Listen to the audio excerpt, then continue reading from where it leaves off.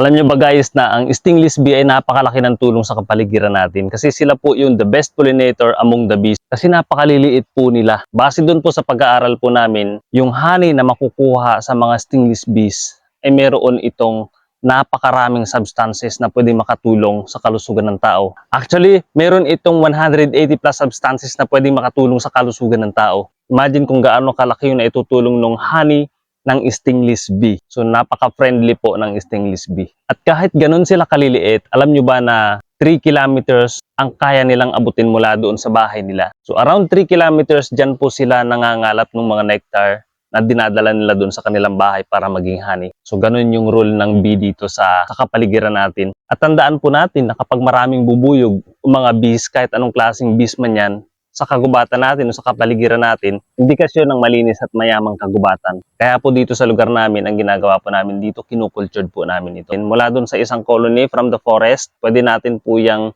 i-culture at i-multiply po ito. Kaya kung napansin nyo po, ang dami-dami ng mga bulaklak doon sa mga halaman ni Mrs. at hindi po yan nauubusan. Very organic po yung pamamaraan ng mga bees.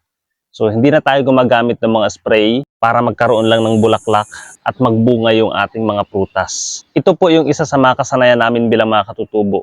Isa ito sa mga practices namin, yung kasanayan namin sa pamumuhag ng mga pukyutan o nung kahit anong klase mang mga bees yan. At sa pamamagitan po ng pagbabahagi natin ng kaalamang ito, sana ay higit nyo maintindihan at maunawaan kaming mga katutubo. Ipinapakita lang natin dito na very useful yung ating mga resources dito sa paligid natin. Napakayaman po ng paligid natin. Nasa sa atin lang talaga kung paano natin ito i-manage para magamit ito ng maayos. Dahil hindi na natin kailangan pang gumamit ng mga synthetic sprays, mga gamot, para lang makapagpabunga tayo ng ating halaman. Pwede nyo rin po itong gayahin. Kung may mga farm po kayo, mga mango farm, o kaya yung mga fruit farm, kasi sa pamamaraang ito po, mas makakatipid po tayo. Kasi very natural po yung pamamaraan na ginagawa natin. Yung best pollinator yung ginagamit natin para mag-pollinate ng mga halaman natin at para mamunga ito. In terms of honey naman po, ang stingless bee ay hindi nawawalan po talaga ng honey yan in any season, sa kahit anong panahon. Kasi sila yung uri ng mga bubuyog na kayang-kayang pasukin kahit na maliliit yung